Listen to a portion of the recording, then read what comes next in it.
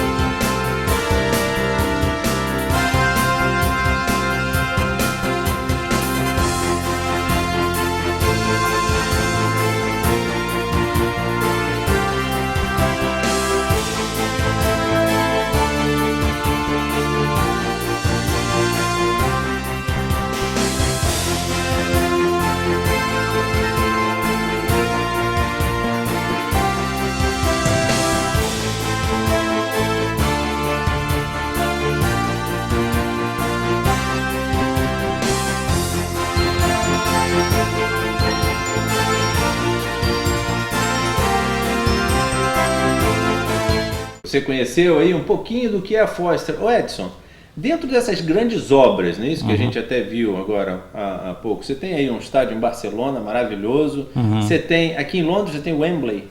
O Wembley Estádio de Wembley. Estamos falando de estádios. Sim. Estamos falando de uma Copa do Mundo no Brasil que se aproxima. E existe já alguma aproximação da Foster com algum projeto no Brasil? É claro que o interesse é grande.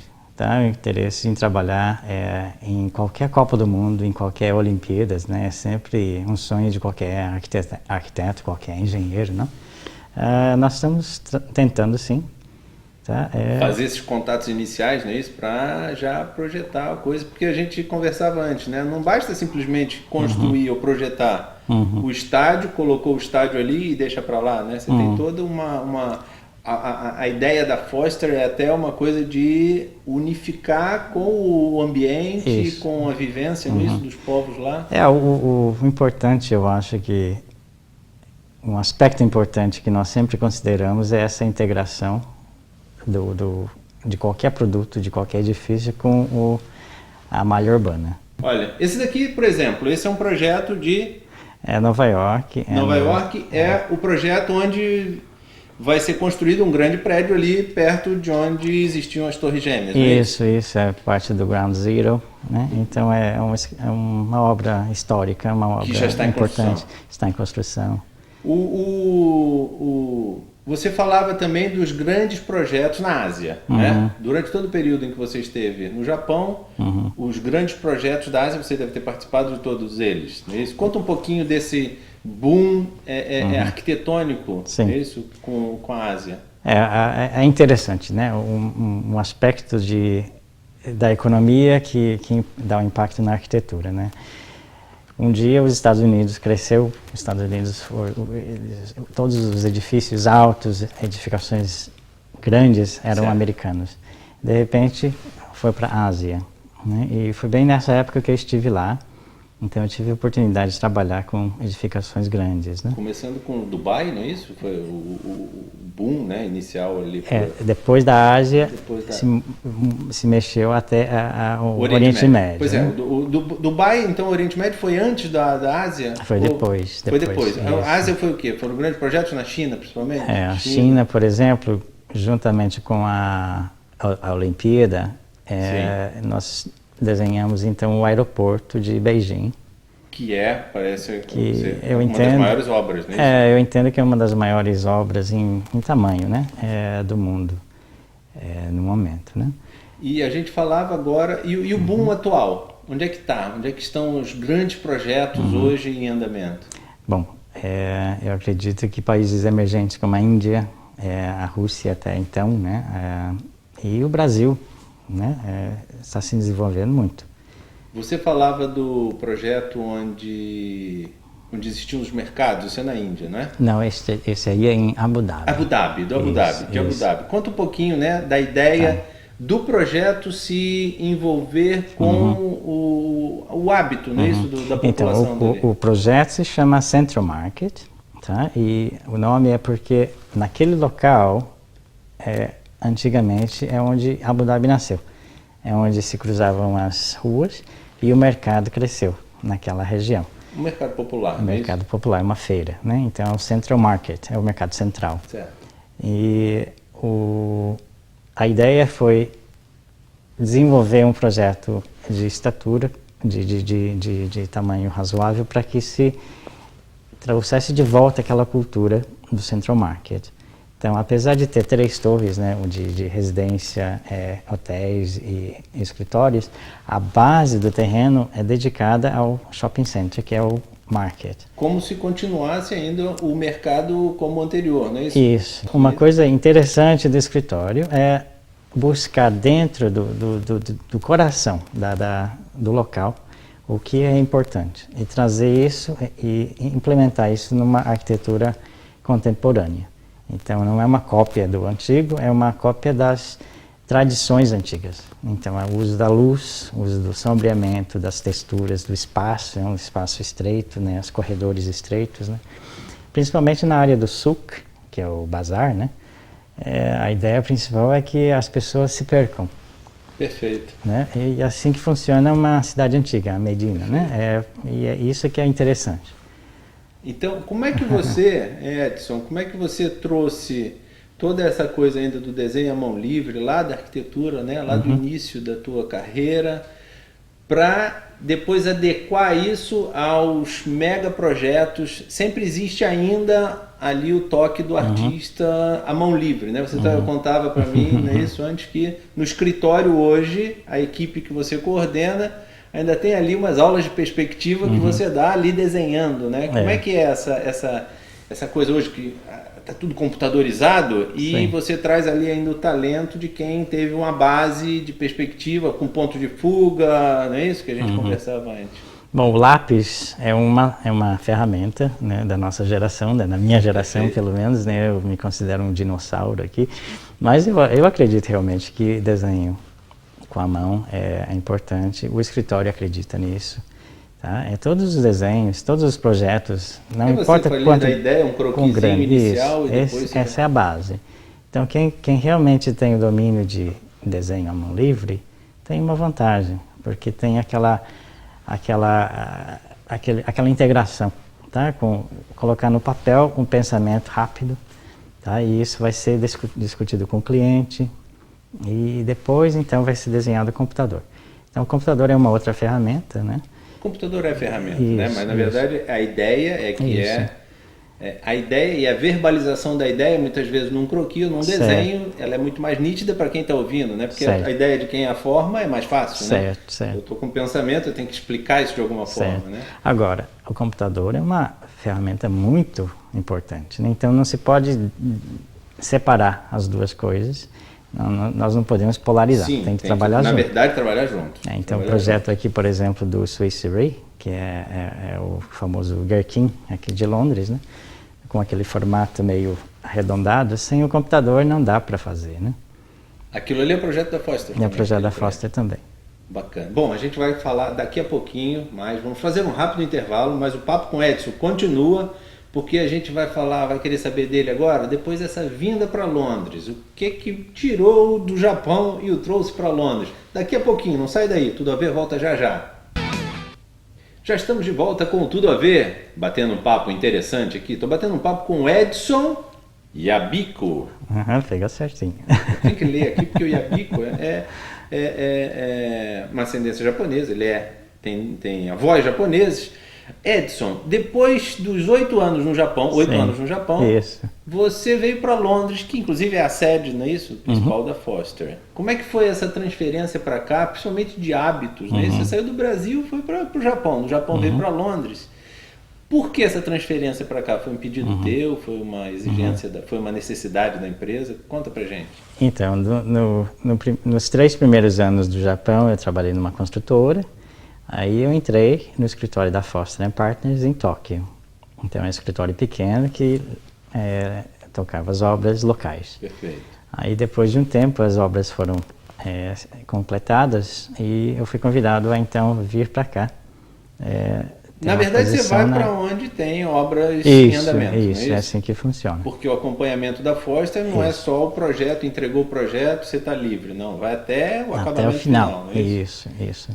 Até porque você falava os detalhamentos, não é isso? Muita coisa é feita na hora. Na hora que está sendo construído. Não só porque o projeto está incompleto, não é por isso, mas é porque o cliente às vezes muda a ideia ou começa a reparar que tem alguma coisa a ser desenvolvida no terreno, na obra, né?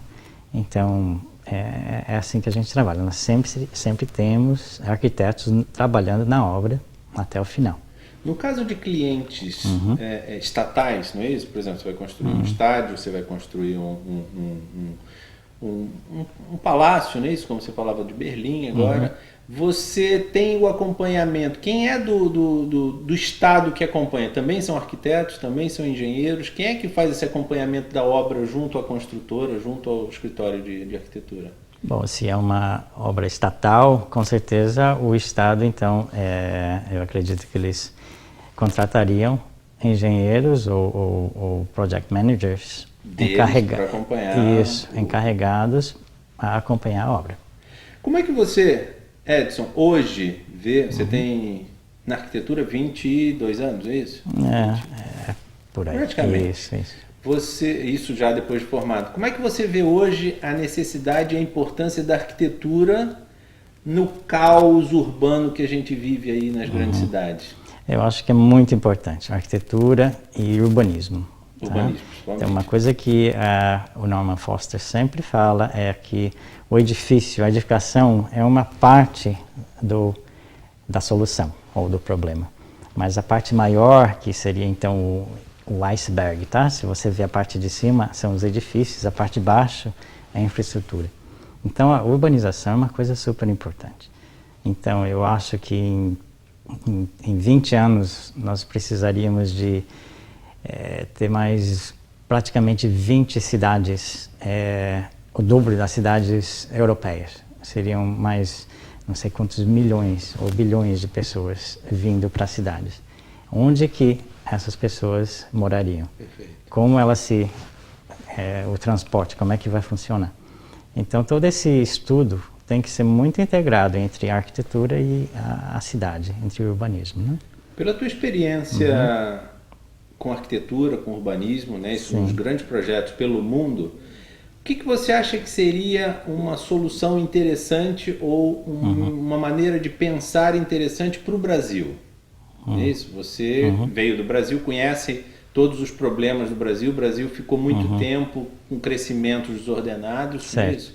O que você vê de uma ideia? Qual seria uma ideia inicial? Trocando ideia, o Brasil, o que você faria assim, para apresentar como ideia para resolver problemas urbanísticos no Brasil? Sim, eu acredito que, me perdoa porque é fácil falar.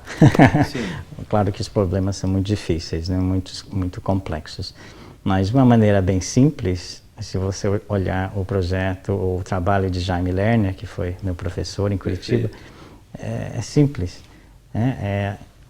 Investimento em transportes públicos. fazer o transporte público ficar eficiente, limpo, acessível, né, e eficiente. Então, isso é uma coisa boa. Investimentos em pedestrianização, tá, de vias, ou dar mais prioridade para os pedestres e ciclistas e menos para os carros. Tá? Então, isso é uma maneira de se melhorar a qualidade de vida de qualquer cidade. Além disso aí, além do transporte, uma coisa importante é a densidade dentro das cidades. Então, uma cidade que é bem densa, em que você tem muita gente morando e trabalhando junto, aí depois os restaurantes vão poder ser autossustentáveis, porque tem uma massa, os teatros, a cultura, a educação e o transporte público vai poder ser integrado. Aí depois tem a parte da vida suburbana, que daí é o sprawl, né, que eles falam em inglês, essa cidade que se espalha com uma densidade muito baixa. Aí não há restaurante que consiga sobreviver, não há transporte público que vá ser eficiente e todo mundo precisa do carro privado, né? Carro particular. Então esse é um balanço que nós temos que tomar cuidado. Mas isso quer dizer, você aglomera e dá estrutura com transporte para que as pessoas se locomovam dentro da cidade, né? Você pega uma cidade como Rio de Janeiro, bairros novos como Recreio dos Bandeirantes, como Jacarepaguá, são 40 minutos de carro, isso? E não existe, é uma via, um transporte que teve um acidente, para tudo. São Paulo, você vê assim, você vê as marginais em São Paulo, ou uma chuva, ou um engarrafamento, ou uma batida para a cidade, né? Então, isso em Londres a gente vê bem, né? Isso desenvolvido, que é o transporte. Você tem metrô, você tem ônibus circulando a cada 2 minutos. Então, transporte seria uma carta coringa para resolver grande parte desses problemas no Brasil. Eu acho que é uma das raízes dos problemas atuais de qualquer cidade, né? Londres é um exemplo muito bom, né? Assim como outras cidades europeias, em que prioridade está se dando às pessoas que não dirigem o carro. Você pega Amsterdã, não é isso? A quantidade de bicicletas que existe em Amsterdã. Isso, e todo mundo começa a respeitar o ciclista, e é uma coisa bonita, não? No fim das contas, Edson, a gente volta sempre àquela questão. É educação, não é isso? É bom senso junto com a educação. Tem que preparar toda uma... Agora, no caso das bicicletas, tem que se fazer ciclovias, tem todo um trabalho de infraestrutura, né? de urbanismo grande, né? Projetos grandes. Mas em cidades que estão sendo projetadas, isso já pode ser pensado como o Lerner pensou para o Sul, não é isso? Na hora de construir uma nova cidade, né? É o desafio principal de qualquer urbanista, né? E a tua ideia de voltar ao Brasil, existe essa ideia de voltar ao Brasil? É um sonho. É um sonho? Claro, até, que eu quero. Quem sabe, com projetos, não é isso, se desenvolvendo lá, você vai abrir uma frente da Foster lá, porque a Argentina parece que existe, eu vi na lista. Isso, nós temos um projeto na Argentina. Vocês não têm escritório no Brasil? Ainda não. Quem sabe, volta lá o Edson para o Brasil para fazer mega projetos no Brasil. O Brasil não é mais o país do futuro, né? O Brasil está no presente. Já virou presente, né? Vem aí Olimpíadas, vem aí Copa do Mundo, não é isso? Eu acho que o sonho de voltar ao Brasil está aceso desde que eu saí. O sonho de fazer um projeto da Foster no Brasil está aceso não pela parte comercial, tá? Mas eu acho que o escritório sim tem muita coisa boa a repartir, a passar para o nosso país. Essa tua experiência de exterior, principalmente no Japão, depois aqui em Londres, né? Isso há muitos anos aqui em Londres, como é que o estrangeiro vê a arquitetura brasileira? A gente ouve dizer, não é isso? Pega o Niemeyer, é conhecido no mundo inteiro, mas como é que vê? Por exemplo, a gente tem projetos maravilhosos dentro do Brasil, né? Como é que o estrangeiro... Eu acho que eles vêm com muito respeito. Tá. Nós usamos muito referências de projetos do Niemeyer em nossos projetos, porque são icons, tá? Que ensinam muito a arquitetura de hoje. Uma arquitetura modernista, uma arquitetura muito firme, mas tem muito a aprender. Existe um Edson assim um pouco acadêmico também na hora de explicar, ensinar, passar a experiência dele, não só para pro grupo não é isso, quem trabalha com você, mas assim, uma ideia de, sei lá, voltando ao Brasil um dia, também ser um professor universitário, também preparar novas gerações para essas ideias já com experiências do exterior? É interessante que você pergunta isso, porque eu realmente gosto muito. Eu gosto muito de trabalhar com estudantes, principalmente os mais jovens, tá? Porque daí eu posso ensinar perspectivas. Perspectiva. E aquele negócio, né? Vem cá, sai do computador um pouquinho, pega um lápis, desenha aqui no papel. No lápis. Mas, brincadeira à parte, seria essa parte básica da arquitetura, né? Minha sobrinha está estudando arquitetura, começou a arquitetura e é um prazer realmente conversar com ela, por exemplo. Principalmente essa parte que vem, não é isso? Da ideia, o emotivo, colocando ali no papel. Tendo aquele sonho, você vê crescer. Eu acho que eu sou muito feliz de estar trabalhando nessa empresa e eu tenho realmente a ideia, né? Um sonho de poder repartir um dia isso aí. Maravilha! Olha, Edson, te agradeço imensamente a presença aqui no nosso programa. Eu que agradeço. Não é isso? Podemos mostrar um pouquinho para o pessoal que acompanha o Tudo a Ver, acompanha a Record, do que é o trabalho de alguém com sensibilidade, alguém que veio embora do Brasil em busca dos seus sonhos, conseguiu, se realizou, hoje faz parte de um grande time, não é isso? Uma das maiores construtoras do mundo, tanto em projetos como em construção. E muito legal poder bater um papo com você e a gente assim vai mostrando para o mundo inteiro que no Brasil também tem muita gente boa, não é? Tem muita gente boa. Eu acho que o Brasil agora é o momento, né? Então, olha lá, olhando para a tua câmera, o teu recadinho final para quem quer também realizar os seus sonhos, como você fez, não é isso? E mostrar que pode. Eu acho que o único recado é, se até eu conseguir fazer alguma coisinha pequena, eu acho que todo mundo consegue, né? Então é só batalhar pelo sonho e a gente chega lá sim. Maravilha, sucesso cada vez mais, Muito parabéns obrigado. pelo trabalho, você ficou conhecendo o trabalho do Edson, o trabalho da Foster. Tudo a Ver agora? Faz um rápido intervalo, mas fique ligado, daqui a pouco tem muito mais. Tudo a Ver com você.